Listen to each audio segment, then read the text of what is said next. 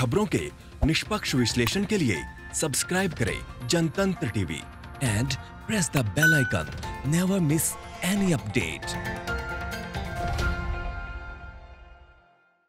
UP उपचुनाव के नतीजे आने में कुछ ही घंटे बाकी रह गए हैं। रिजल्ट से पहले उत्तर प्रदेश के उप मुख्यमंत्री केशव प्रसाद मौर्य ने जनतंत्र टीवी को खास इंटरव्यू दिया और सूबे के सियासी समीकरण पर अपनी बेबाक राय रखी। देखिए।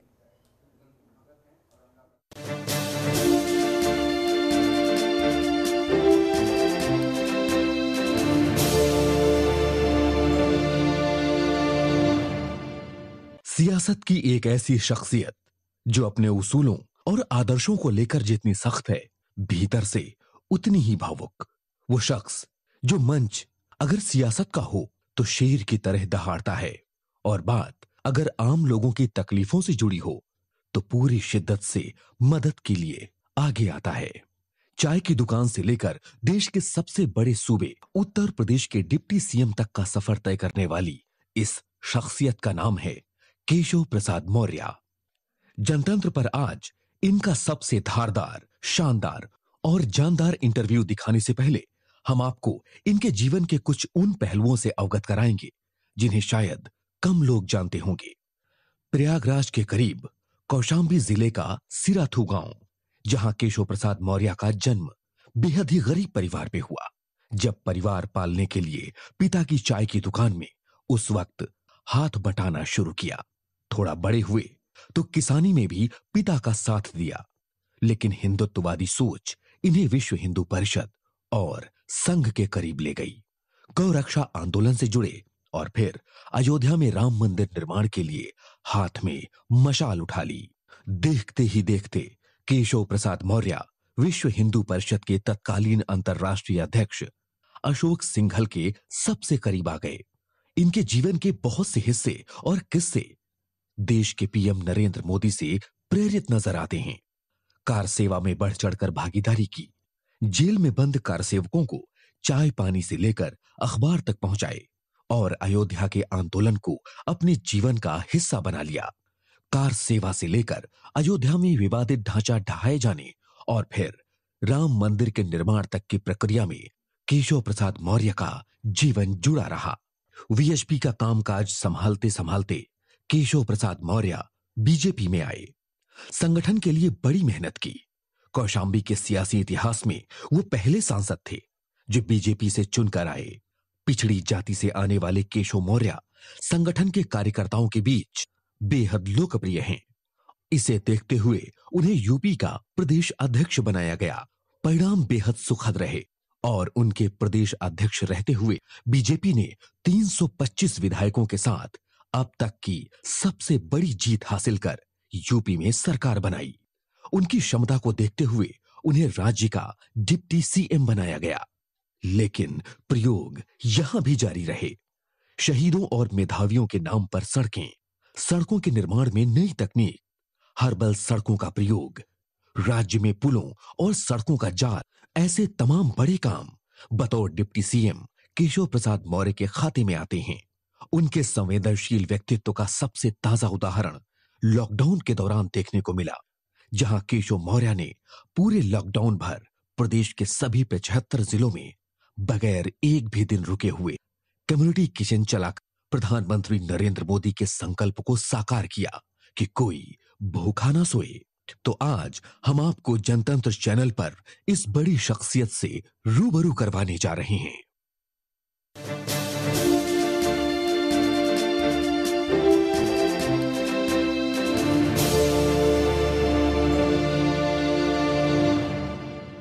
केशव जी, आपको हमारे प्रोग्राम में बहुत बहुत स्वागत। धन्यवाद अनुराग जी।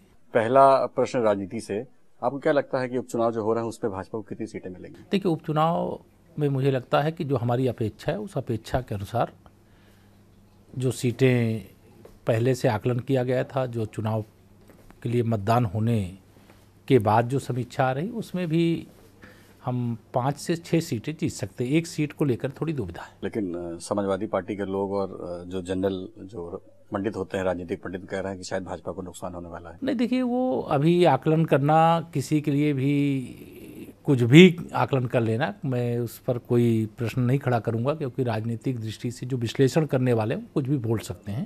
लेकिन जहाँ तक मैं समझता हूँ उसके हिसाब से प्रदेश में भारतीय जनता पार्टी के पक्ष में माहौल है और सरकार ने आदरणीय योगी आदित्यनाथ जी के नेतृत्व में अच्छा काम किया है और मजबूत भारतीय जनता पार्टी का संगठन है। तो संगठन के बल पर, सरकार के कामकाज के बल पर, जनता के आशीर्वाद के बल पर हम इस उपचुनाव में अच्छी सफलता प्राप्त करेंगे, बड़े अंतर से सफलता प्राप्त करेंगे। हाथरस और बलरामपुर की घटना से तो लग रहा है कि दलित समाज नाराज है। देखिए, हाथरस और बलरामपुर की घटना निश्चित तौर से बहुत दुखद हैं और ऐसी घटना के जो भी दोषी हैं उनके खिलाफ कठोरतम कार्रवाई की जाए, यह सरकार की सदा मंशा रही, वो कार्रवाई की गई है। लेकिन इसको विपक्ष ने एक प्रदेश का माहौल बिगाड़ने के लिए तूल देने का काम किया था। लेकिन अब सीबीआई जांच भी कर रही है, एसआईटी की भी जांच रिपोर्ट आ गई है और जो मामला माननीय उच्च न्यायालय की देखरेख में जिसकी जांच होनी है, तो जांच होने के बाद वो सच सामने आएगा, जो दोषी होगा उसे बख्शा नहीं जाएगा। तो आपको लगता नहीं कि चूक हो गई अचानक से रात बिरात उनके बिना जो परिवार वालों की सहमति के लाश जला देना? देखिए, अब जो मामला सीबीआई के पास है, जो एसआईटी के पास है और जो मामला माननीय उच्च न्यायालय की देखरेख में है, मुझे लगता है कि उस जांच रिपोर्ट की प्रतीक्षा करना चाहिए। गलती किसने की और क्यों की और की कि नहीं की, यह सब मुझे लगता है जांच करने वाली एजेंसी जब उसकी रिपोर्ट दे दे और उस रिपोर्ट के बाद जो दोषी हैं तभी बोलना चाहिए। लेकिन मुझे लगता है कि ऐसी चीज़ें जितना भी हम अच्छा से अच्छा करने की कोशिश करते हैं, लेकिन कोई घटनाक्रम ऐसे घटते होंगे जिसके कारण से इस प्रकार की परिस्थिति पैदा हुई और जो फीडबैक निकल करके प्रथम दृष्टया आ रहा है उसका एक ही संदेश जा रहा है कि विपक्ष उत्तर प्रदेश का और देश का माहौल बिगाड़ना चाहता। बताया जा रहा है ब्राह्मण नाराज है, समाजवादी पार्टी कहती है कि हम परशुराम की मूर्ति लगाएंगे हर जिले में। नहीं, भगवान परशुराम तो सबके हैं और समाजवादी पार्टी लगावे, बहुजन समाज पार्टी लगावे या कोई भी पार्टी लगावे, और ब्राह्मण समाज तो ही नहीं, मैं कहूँगा कि हर समाज भारतीय जनता पार्टी के साथ है, क्योंकि हमारे यहाँ कभी कोई भेदभाव जाति को लेकर के नहीं होता है।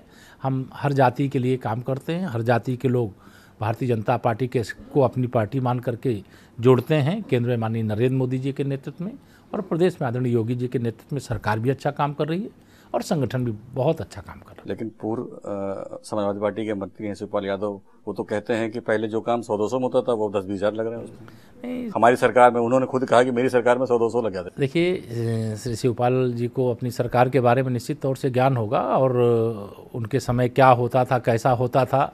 अगर वो इस प्रकार की बात स्वीकार कर रहे हैं, बहुत अच्छी बात है। लेकिन हमारी कोशिश है भ्रष्टाचार के खिलाफ एक व्यापक अभियान चलाना, भ्रष्टाचार के जो दोषी हैं उनको दंड देना और जनता को भ्रष्टाचार मुक्त सेवा देना। हम ये मानते हैं कि हमने पूरे प्रदेश को पूर्णतया भ्रष्टाचार से मुक्त नहीं कर दिया है, लेकिन मुक्त करने का ईमानदारी से प्रयास कर रहे हैं, जो पिछली सरकारों ने नहीं किया था। अफसरशाही हावी है, विपक्ष कह रहा है, कार्यकर्ता परेशान है भाजपा के, विधायक बार बार मुख्य रूप से शिकायत कर रहे हैं। देखिए, कार्यकर्ता की कुछ परेशानियां हैं जिसको समाधान करने का हर स्तर पर प्रयास होता है। जनप्रतिनिधि चूँकि जनता के प्रति जवाबदेह है, केंद्र में और प्रदेश में भाजपा की सरकार है। उत्तर प्रदेश में सर्वाधिक हमारे माननीय सांसद हैं, सर्वाधिक हमारे माननीय विधायक हैं और जनता की अपेक्षा है। और इन तीनों के बीच में से कुछ ऐसी बातें आती होंगी, मैं इससे इनकार भी नहीं करता, आती भी हैं, इसको भी हम स्वीकार करते हैं। लेकिन प्रयास यही होता है कि जो समस्या है उसका समाधान करना और समयबद्ध तरीके से समाधान करना। और कहीं कोई अफसर, कोई अधिकारी, कोई कर्मचारी अगर किसी भी प्रकार से कार्यकर्ता की अनदेखी करता है, जनता की अनदेखी करता है या जनप्रतिनिधि की अनदेखी करता है, तो उसकी शिकायत होती तो उसके खिलाफ कदम उठाया जाता है, कार्रवाई की जाती है और की गई है। आप नेता हैं संजय सिंह, वो तो कहते हैं कि एक वर्ग विशेष का राज है, उन्हीं का काम हो रहा है, बाकी सारी जातें परेशान हैं। वो अपना स्पेस बनाने के लिए इस प्रकार के आरोप लगाते हैं। और संजय सिंह जी 2017 में भी यहाँ पर आकर के चुनाव लड़े थे, 14 में भी मेरे जहाँ तक ध्यान में आ रहा उस समय भी कोशिश किए थे।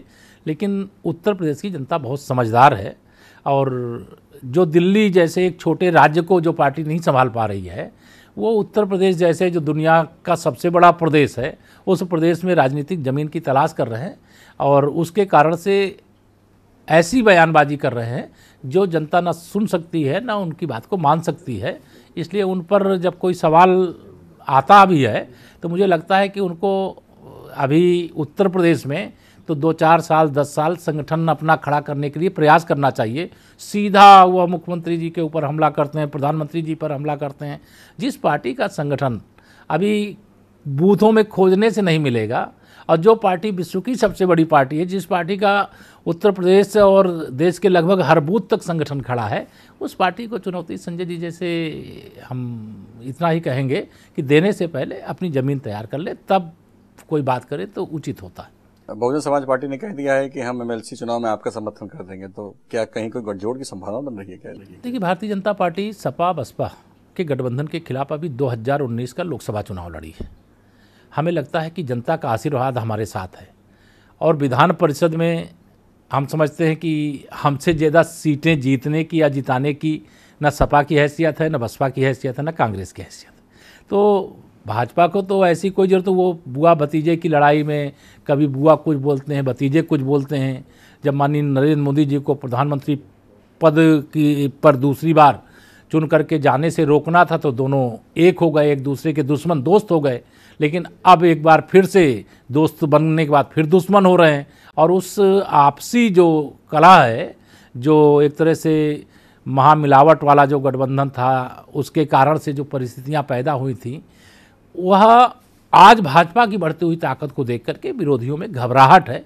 और घबराहट में चाहे बसपा हो, चाहे सपा हो, चाहे कांग्रेस हो, और चाहे अन्य कोई भी दल हो, वो हमारे खिलाफ बयानबाजी कर रहे हैं और आगे भी करेंगे। लेकिन हम जनता की सेवा में लग करके एक बात कहा करते हैं कि 100 में से 60% हमारा है, भारतीय जनता पार्टी का है, और 40% में भी बंटवारा है, उसमें भी हम कुछ लाएंगे, और बाकी सब बांटेंगे आपस में। लेकिन हम उत्तर प्रदेश की 24 करोड़ जनता की सेवा का संकल्प लेकर के यूपी के अंदर और देश के अंदर माननीय नरेंद्र मोदी जी के नेतृत्व में जो हमारे देश की 130 करोड़ जनता है, उसकी सेवा कर रहे हैं। लेकिन आज बिहार के चुनाव का आखिरी दिन था, और एग्जिट पोल सारे महागठबंधन को बढ़त दिखा रहे हैं। लगभग लोग बता रहे हैं कि तेजस्वी को बहुत बढ़त है, वहां सरकार शायद जो हिसाब, अगर सच्चाई होती है तो आरजेडी की सरकार। मैं देखिए, इस बार चूंकि कोरोना संक्रमित होने के कारण बिहार के चुनाव प्रचार में हिस्सा तो नहीं लिया था, लेकिन एग्जिट पोल एक तरफा कोई सर्वे की रिपोर्ट नहीं दे रहे हैं। भाजपा गठबंधन में और महागठबंधन जो तथाकथित रूप से बना हुआ है, दोनों के बीच में कांटे की टक्कर है।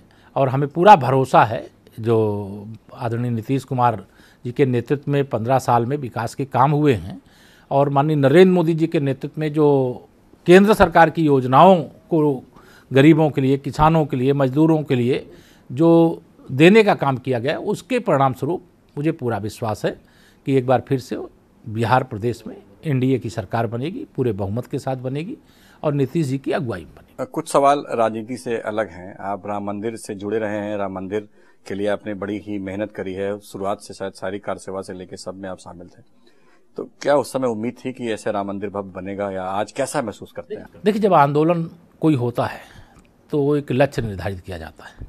जब इस आंदोलन का श्री गणेश हुआ था, तो उस समय मंदिर बनाने के लिए नहीं हुआ था। पहली लड़ाई श्री राम जन्मभूमि में रामलला ताले के अंदर बंद थे, तो ताला खोलने का आंदोलन हुआ। फिर ताला खुल गया तो वहाँ पर एक आक्रमणकारी के द्वारा मंदिर को तोड़ करके ढांचा निर्माण किया गया है। उस ढांचे के स्थान पर कोटि कोटि मतलब राम भक्तों के हृदय में वास करने वाले भगवान राम का भव्य मंदिर बनना चाहिए।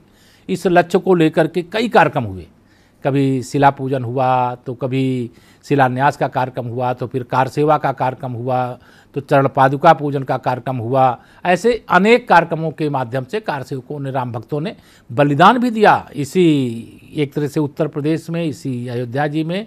और यही समाजवादी पार्टी की जब सरकार में श्री मुलायम सिंह यादव जी मुख्यमंत्री थे, उस समय गोलियां चलाई गई। लेकिन उन सब के बाद आज जो सुखद परिणाम है, मैं समझता हूँ जिन कार सेवकों का, राम भक्तों का बलिदान हुआ, वह सफल रहा, उनको सच्ची श्रद्धांजलि प्राप्त हुई है।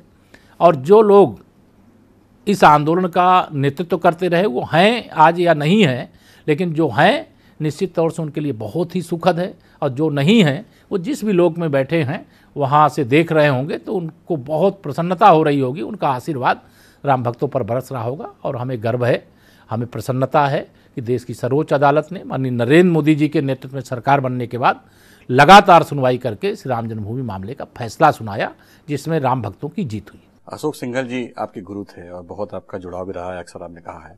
कैसा महसूस करते हैं अशोक सिंघल जी को याद करके, या इस जो जीत जो विजयी हुई है, जो राम मंदिर बना है आज, तो उनकी याद आती होगी तो कैसा होगी? निश्चित तौर से जिस दिन फैसला आया उस दिन तो आंखों से आंसू छलक रहे थे कि पूज्य अशोक सिंघल जी काश आज जीवित होते और जो फैसला सर्वोच्च अदालत ने सुनाया उसको वह अपने सुन पाते। जब भूमि पूजन का कार्यक्रम हो रहा था उस भूमि पूजन का हिस्सा होते।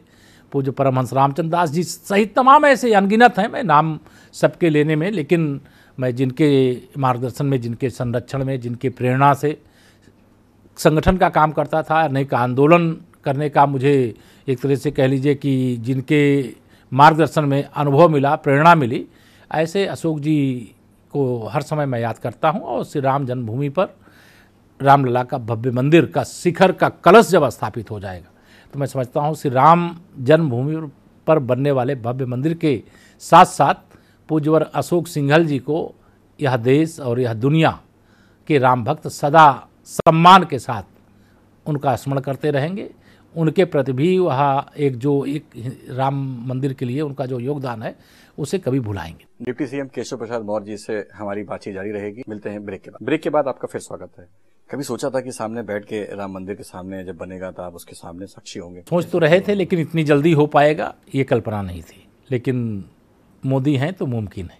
आपने मोदी जी की तरह चाय बेची है, बहुत गरीबी देखी है, उस दौर के बारे में कुछ बताएंगे? देखिए, जीवन में मैं व्यक्तिगत तौर से यह मानता हूं कि गरीबी देखने का अवसर मिला है और संयोग से जो मैं कभी सोच नहीं सकता था, जिस परिवार में पैदा हुआ, जिस परिस्थिति में जीवन यापन हो रहा था, और उसमें से राजनीति के अंदर मुझे आने का मौका मिलेगा और फिर कभी मैं देश के, इस दुनिया के सबसे बड़े प्रदेश का उप मुख्यमंत्री बनूंगा, इसकी कल्पना नहीं थी। लेकिन आज मुझे इस बात की खुशी होती, जब मैं अपने गरीबी के दिन याद करता हूँ तो मुझे गर्व होता है। जब पिताजी के साथ खेती में काम करते हुए किसान का बेटा होने के नाते जब मैं स्मरण करता हूँ तो मुझे गर्व होता है। और जब मैं समाज के बीच में जाता हूँ, चाहे गरीबों के बीच में जाऊँ, चाहे मजदूरों के बीच में जाऊँ, चाहे किसानों के बीच में जाऊँ, तो मुझे लगता है कि यह जो जीवन कठिनाई का जो भी लोग जी रहे हैं वह जीवन मैंने जिया है और उनकी वास्तविक जो परेशानी है उसको मैं महसूस कर पाता हूँ। और देश के आदरणीय प्रधानमंत्री जी माननीय नरेंद्र मोदी जी ने जो तमाम गरीब कल्याण की योजनाएं, किसान कल्याण की योजनाएं, मजदूर कल्याण की योजनाएं जो चलाई है, अगर जीवन में कोई व्यक्ति गरीबी का पक्ष देखा होता है, मजबूरी का पक्ष देखा होता है, किसान के नाते जो दुख और दर्द होता है उसको समझा होता है, तो उस प्रकार से जब कोई अवसर मिलता है तो वो व्यक्ति काम कर पाता है। इसीलिए आज एक अच्छे से अच्छे काम करके गरीब कल्याण के मोदी जी देशवासियों के हृदय सम्राट हैं और मैं उन्हें अपना आदर्श भी मानता हूं। और मुझे भी उस प्रकार के गरीबी के बैकग्राउंड से निकल करके राजनीति के क्षेत्र में काम करने का अवसर मिला है। मैं भी कोशिश करता रहता हूं कि अगर कोई गरीब, कोई किसान, कोई मजदूर, कोई ज़रूरतमंद, कोई अपनी समस्या लेकर के आता है तो पूरी ताकत लगाता हूं, पूरी कोशिश करता हूं कि मैं उसका समाधान करूं और उसके चेहरे के अंदर जो एक दर्द लेकर के आता है उसको एक मुस्कुराहट दे सकूं, उसको एक प्रसन्नता दे सकूं, उसकी समस्या का समाधान कर सकूं। आप गरीब रहे हैं, आप किसान रहे हैं, आपके पास दो महत्वपूर्ण विभाग है, एक रोड का है, दूसरा फूड प्रोसेसिंग का है, तो कितना फायदा मिला है पुरानी किसानी का, एक्सपीरियंस का? और इस नहीं, बहुत फायदा मिला है। और सबसे बड़ी बात यह है कि जैसे सड़कों के मामले में यह मेरा पक्ष नहीं रहा है, अगर मेरा बैकग्राउंड आप देखें, लेकिन मैं गांव से निकल करके आता हूं, गरीबी से निकल करके आता हूं, तो मुझे लगता था जैसे अब पिछली सरकार के समय श्री अखिलेश यादव जी कहते हैं हमने एक्सप्रेस वे बनाया, बहुत अच्छा है। मायावती जी भी कहती थी हमने एक्सप्रेस वे बनाया, बहुत अच्छा है। लेकिन एक्सप्रेस वे बनाते समय अगर हम उन गरीबों का ध्यान नहीं रखेंगे, जो उत्तर प्रदेश की 80% लगभग आबादी है, गाँव का ध्यान नहीं रखेंगे, एक्सप्रेस वे बना दिया और गाँव के लोगों को उस एक्सप्रेस वे के सर्विस रोड तक भी आने की सुविधा नहीं दिया, तो इसका मतलब आपको गरीबों का, किसानों का, मजदूरों का ध्यान ही नहीं है। और मैं जब इस विभाग का मंत्री बनकर के दायित्व मिला तो मैं देखने चला गया एक्सप्रेस वे को, और देखने गया तो मुझे दाहिने बाएं दोनों ओर गांव तो दिख रहे थे, लेकिन गांव के लोगों को एक्सप्रेस वे के सर्विस रोड तक भी आने की सुविधा नहीं दिख रही थी। तो हमने विभागीय स्तर पर फैसला लिया कि जब तक हम 5 किलोमीटर दूरी तक के जो एक्सप्रेस वे के दाहिने या बाएं गांव हैं 250 तक की आबादी वाले, उनको मुख्य मार्ग से नहीं जोड़ देंगे, तब तक हम उत्तर प्रदेश जैसे जिसमें 80% से अधिक आबादी गांव में रहती है, उसकी सेवा करने का जो हमें इतना बड़ा जनादेश मिला है वह हम न्याय नहीं करेंगे। इसलिए हमने यहीं से शुरुआत की।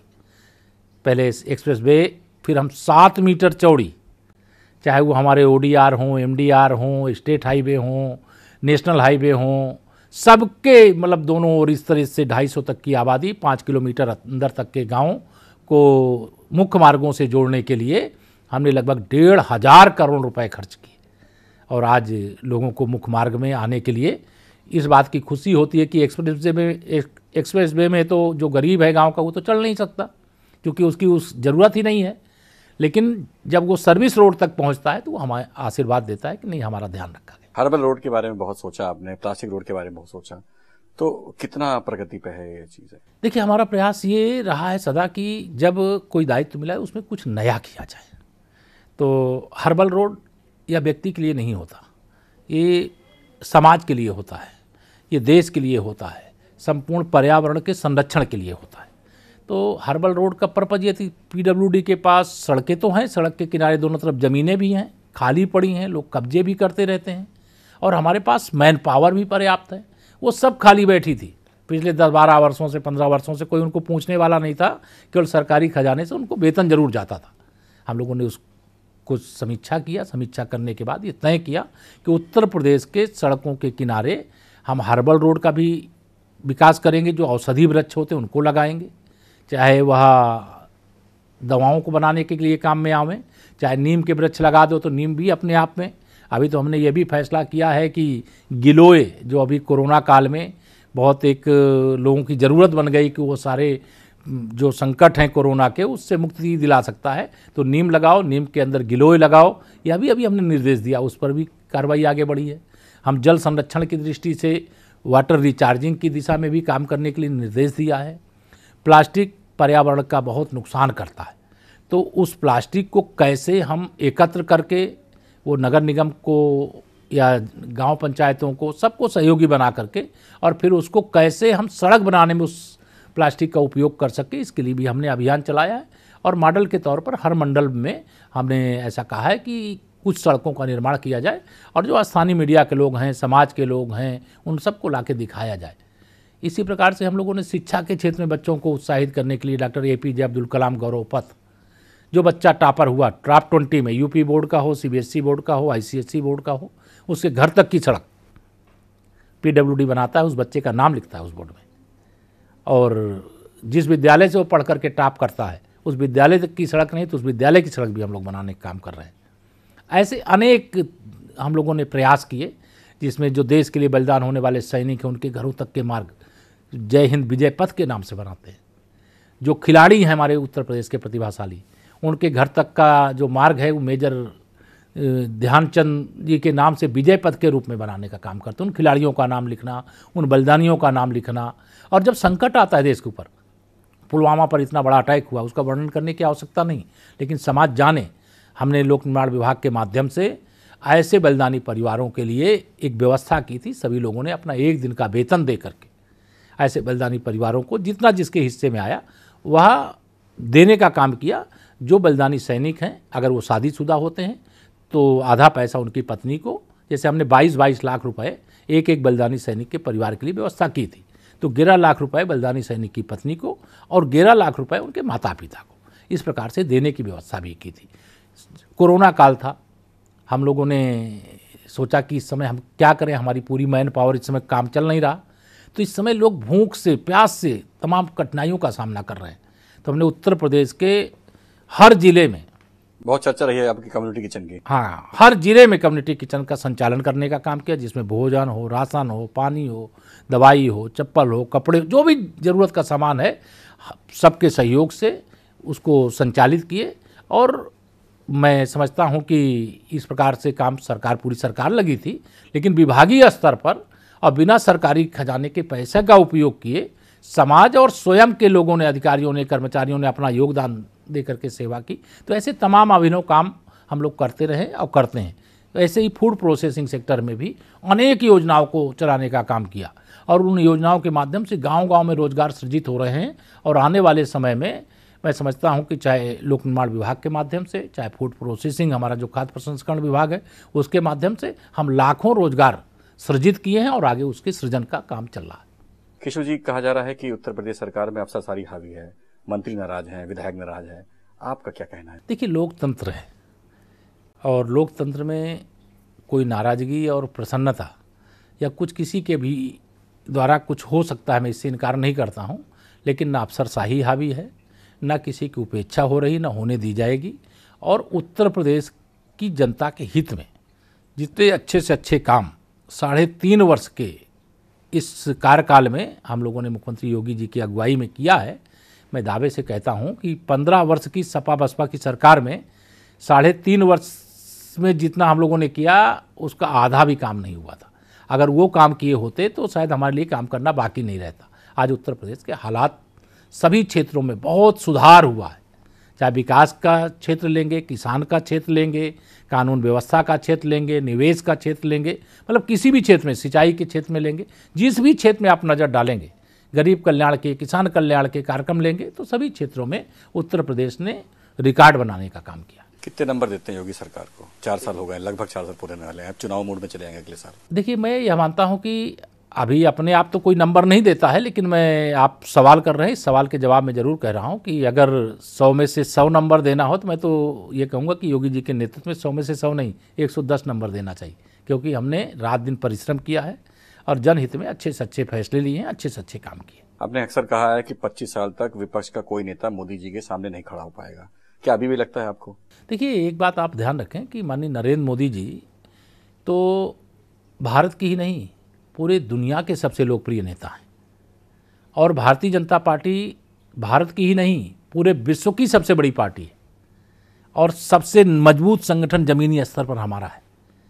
मैं केवल इसलिए नहीं कहता कि हम लगातार सरकार में रहेंगे, जनता हमें आशीर्वाद देगी, जनता की हम ईमानदारी से सेवा करेंगे और जो सपा बसपा कांग्रेस के शासनकाल में, चाहे केंद्र में चाहे प्रदेश में, जो इनके गलत कार्य रहे हैं उसको हम भूलने नहीं देंगे। वो सोचते हैं कि जनता को भूल जाने देंगे, लेकिन हम भूलने नहीं देंगे। समाजवादी पार्टी के समय की जो गुंडागर्दी थी, जो भूमाफियाओं के द्वारा ज़मीनों पे कब्जे थे, जो पुलिस और थाने समाजवादी पार्टी के कार्यालय के रूप में परिवर्तित हो गए थे, जो जिलाधिकारी को अपने विवेक से कोई काम करने की छूट नहीं रह गई थी, जिले का कप्तान वही करता था जो समाजवादी पार्टी का वहाँ का नेता चाहता था।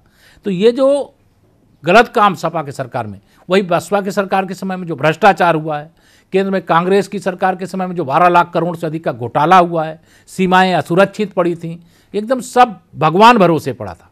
तो यह चीज़ जनता ना भूले, इसके लिए हम निरंतर अपने जो काम कर रहे हैं उसकी भी जानकारी देते हैं और जो उन्होंने काम करना चाहिए नहीं किया है उसकी भी जानकारी देते हैं। इसलिए हमें भरोसा है कि केंद्र में और प्रदेश में अभी लगातार आने वाले बहुत लंबे समय तक भारतीय जनता पार्टी को 25 साल भी हो सकता है, वो 30 साल भी हो सकता है, वो 40 साल भी हो सकता है। ये जनता के आशीर्वाद, कार्यकर्ता के परिश्रम और अपने जो सरकार के माध्यम से काम के आधार पर ये दावा मैं करता हूँ। आपको कोरोना हुआ, आपने बहुत कोरोना के लिए काम भी किया, कम्युनिटी किचन भी चलाया, आपका एक नारा भी था कोई भूखा न रहे।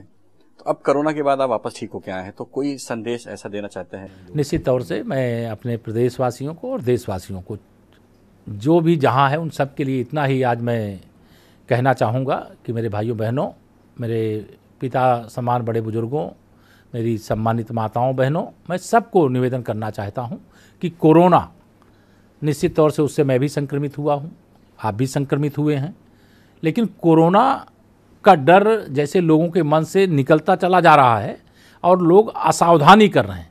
तो मैं अपील करना चाहता हूँ, हाथ जोड़कर अपील करना चाहता हूँ, कोरोना अभी भारत छोड़ करके, दुनिया को छोड़ करके विदा नहीं हुआ है। जो सावधानी हम कोरोना के आने से पहले शुरू किए थे, वह सावधानी हमें आज भी रखनी है। यह सही है कि इस समय पहले लॉकडाउन था, अब अनलॉकडाउन है, कई प्रकार की सेवाओं को शुरू करने की छूट भी दी गई है, लेकिन इसके बाद भी कोरोना को पूरी गंभीरता से लेना चाहिए। मैं कामना करता हूं, भगवान से प्रार्थना करता हूं कि हमारे प्रदेशवासी, हमारे देशवासी कोरोना संक्रमण से सुरक्षित रहें और किसी को किसी भी प्रकार की जनहानि ना हो, और अगर किसी को संक्रमण हुआ है तो भगवान से प्रार्थना वो जल्द से जल्द स्वस्थ हो, जल्दी से जल्दी वैक्सीन आए और जल्दी से जल्दी वैक्सीन देशवासियों को प्राप्त हो जाए और कोरोना से भारत मुक्त हो जाए, यही कामना करता हूँ। आप बहुत व्यस्त रहते हैं, इसलिए आखिरी सवाल, आपको क्या लगता है कि उत्तर प्रदेश में जो आने वाला चुनाव है, विधानसभा चुनाव लगभग हमें लगता है कि अब शुरू हो जाएगा, कितनी सीटें मिलेंगी दोबारा से? देखिए, एक बात मैं पहले भी कहा हूँ, शुरुआत में भी आपके लगभग ऐसे ही सवाल थे। 2014 से जो विजय अभियान के लिए उत्तर प्रदेश की जनता का हमें आशीर्वाद प्राप्त हुआ, हमारे कार्यकर्ताओं ने परिश्रम की पराकाष्ठा करने की शुरुआत की। 2014 के बाद 17 के चुनाव में लोग आलोचना करने लगे थे, समाजवादी पार्टी केंद्र सरकार की योजनाओं को यूपी में लागू नहीं होने देती थी, लेकिन इसके बाद भी हमने रिकॉर्ड विजय प्राप्त की। सपा बसपा ने गठबंधन कर लिया 2019 के लोकसभा चुनाव में। हमारी तो 5-7 सीटें ऐसी थीं जिसमें कुछ चूक हो गई, अन्यथा हम फिर 70+ सीटें उतर, लेकिन 64 सांसद भाजपा गठबंधन की ओर से जीत करके जाते हैं, 51% वोट प्राप्त करते हैं, और सपा बसपा के एक होकर के लड़ने के बाद भी। तो जब हम 14 में विजय प्राप्त किए, जो 17 में विजय प्राप्त किए, जो 19 में प्राप्त किए, वह विजय हम का जो अभियान है उसको 2022 में भी दोहराएंगे और रिकॉर्ड विजय 2017 की तरह 2022 में भी प्राप्त करेंगे। और फिर 24 का लोकसभा चुनाव है, तो एक तरह से 2022 के विधानसभा चुनाव से 2024 के लोकसभा की भी तैयारी रहेगी। तो मुझे उत्तर प्रदेश की जनता पर, उत्तर प्रदेश के एक कार्यकर्ता पर विश्वास और भरोसा है कि हम अपने कार्यकर्ताओं के परिश्रम के बल पर और जनता के आशीर्वाद से 2022 में 2017 दोहराएंगे।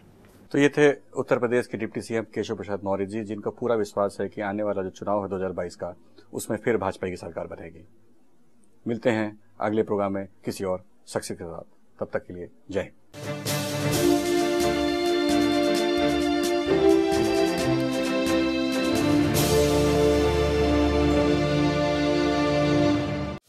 खबरों के निष्पक्ष विश्लेषण के लिए सब्सक्राइब करें Jantantra TV and press the bell icon. Never miss any update.